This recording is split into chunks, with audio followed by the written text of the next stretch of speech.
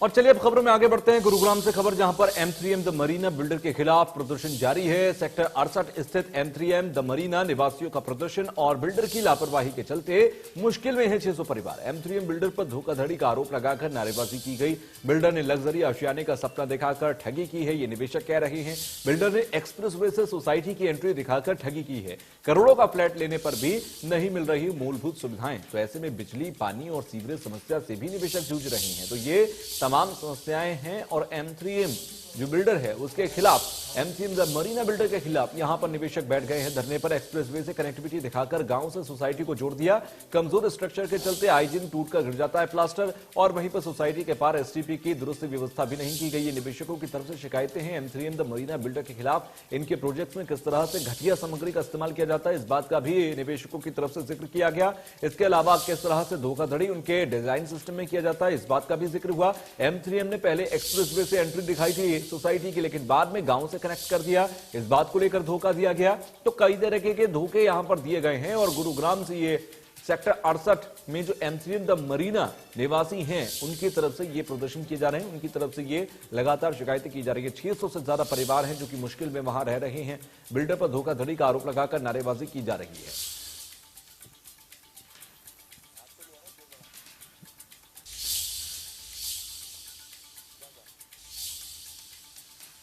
मेरा नाम रंजना दीक्षित है।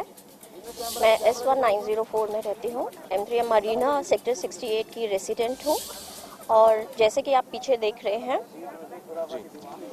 ये इन लोगों ने यहाँ पे पानी डंप कर रखा है। M3M मरीना की फैसिलिटीज़ हैं जिन्होंने यहाँ पे पानी डंप कर रखा है, और ये 1 साल से ऊपर हो चुका है, जिसकी हम रेगुलर कंप्लेंट करते हैं फैसिलिटी मैनेजर से प्लस स्टाफ से और काफ़ी टाइम से। और ये कहते हैं कि ये बारिश का पानी है।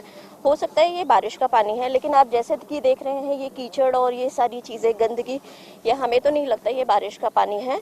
और कोई सुनवाई नहीं है।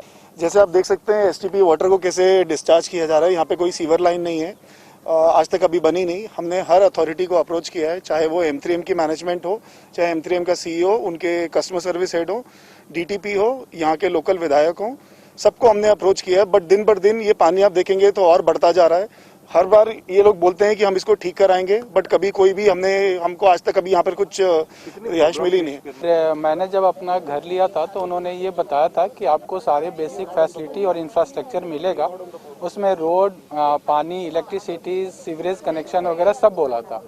बट अभी आपने देखा बहुत सारे लोगों ने रोड के बारे में बता दिया आपको। ऑलरेडी रोड उन्होंने कि रोड हमारे पास है ही नहीं, वाटर कनेक्शन अभी तक आया नहीं, इलेक्ट्रिसिटी भी कनेक्शन अभी जस्ट परमानेंट किया है। इसके पहले अब वो वाटर और इलेक्ट्रिसिटी का कनेक्शन नहीं दिया। हमने सबसे अप्रोच किया बट कोई भी समस्या का समाधान नहीं मिला। और उन्होंने किया क्या है कि जो इलेक्ट्रिसिटी हमें जब शुरू में किया था वो टेम्प्रोरी रेट से चार्ज करना शुरू किया। तो इलेक्ट्रिसिटी में उन्होंने क्या किया कि हमारे रेट अब वो टेम्प्रोरी कनेक्शन यानी मोर देन 7.5 रुपया का इलेक्ट्रिसिटी का रेट, और डीजी में उन्होंने 28-29 रुपया का रेट लगाना शुरू कर दिया। हमने इसके लिए काफी आवाज उठाई, फिर भी कोई सुनवाई नहीं हुआ। पहला चीटिंग सड़क का था सबसे मेन मुद्दा। अगर आप इस तरफ से आते हैं तो आपको पंचायत की रोड मिलती है जो 10 मीटर भी नहीं है। अभी रिसेंटली पिछले महीने हमारे एक साथी रेजिडेंट की वहाँ पे जान चली गई क्योंकि लाइट नहीं थी, हिट एंड रन केस हुआ रात को। और बादशाहपुर से आप आ नहीं सकते हैं। अभी 400 गाड़ियां सवेरे ऑफिस के लिए निकलती हैं तो 1.5 घंटा तो बाहर निकलने में लग जाता है। और ये सड़क उन्होंने नक्शे में बनाकर हमें बेची है कि ये सड़क बनाएंगे। अभी इसके लिए कोई जवाब नहीं है। सारी सरकारी मशीनों से हम हाथ जोड़ के माफी रो चुके हैं, कोई जवाब किसी का नहीं है। और वो लोग आए, हम भाट साहब के पास गए, हम MLA साहब के पास गए, हम इनके कॉस्मो ऑफिस भी गए, तमाम सब जगह। अभी ये एक RW का और एक बिजली के जो रेट्स हैं वो सर, बिजली का रेट ये हमसे 1 साल से 7.5 रुपए 7.25 रुपए से चार्ज कर रहे हैं, जबकि सरकारी रेट 5.25। संजय राठौर हमारे सहयोगी हमारे साथ जुड़ गए हैं। संजय, M3M मरीना एक बिल्डर, नामी बिल्डर है, अच्छी सोसाइटीज, लग्जरी सोसाइटीज का सपना दिखाकर फ्लैट्स बेचता है, लेकिन हकीकत क्या है ये निवेशकों के जरिए मैं सुन रहा हूं।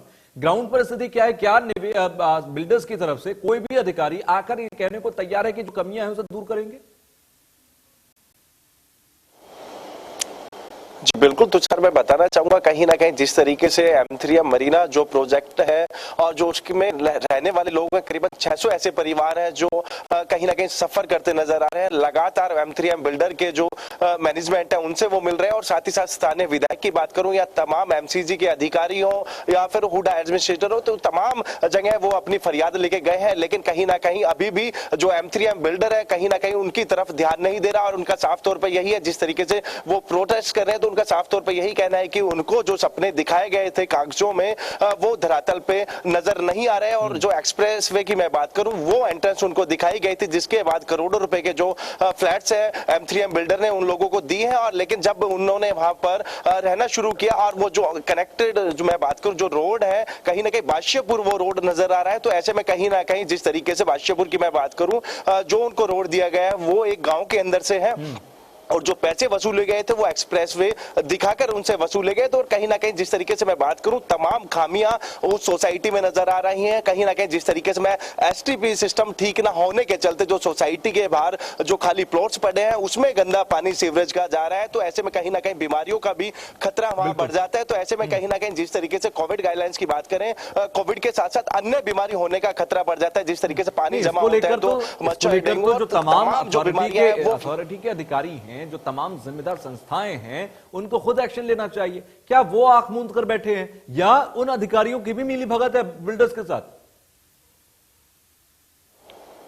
जी बिल्कुल, जिस तरीके से मैं बात करूं 600 परिवार वहां अभी रह रहे हैं तो उनका साफ तौर पर यही आरोप है जिस तरीके से M3M बड़ा बिल्डर है कहीं ना कहीं रसूखदार है और जो बड़े नेता हैं उनको शहर जरूर मिली है, यही एक बड़ा कारण है। ना ही उनके पास सीवरेज व्यवस्था है, ना ही उनके पास रोड है और ना ही स्ट्रीट लाइट वहां लगी हुई है आसपास में। और साफ तौर पर जिस तरीके से मैं DG यूनिट्स की बात करूं 27 रुपए उन लोगों से वसूले जा रहे हैं बिजली के नाम पे। जब लाइट नहीं होती है तो DG जब ऑन होता है तो 27 रुपए प्रति यूनिट उनसे वसूला जा रहा है। तो ऐसे में कहीं ना कहीं जो वहां लोग रह रहे हैं उनके साथ जाति जरूर हुई है बिल्डर के द्वारा। कहीं ना कहीं उनका यह भी आरोप है कि कई बार जो M3M के जो बिल्डर है और उनकी जो मैनेजमेंट के लोग हैं दारू पी के उनको धमकाने भी पहुंच जाते हैं। तो ऐसे में कहीं ना कहीं बिल्डर के कहीं ना कहीं जो बड़े अधिकारी और जो नेताओं से तार जुड़े हुए, तो उसके बाद कहीं ना कहीं उनकी शह की वजह से बिल्डर चौड़े में है और सीधे तौर पर यहां निवेशकों को डराता धमकाता है, जिस बात की आपने जानकारी भी दी। शुक्रिया हमसे जुड़ने के लिए। बातचीत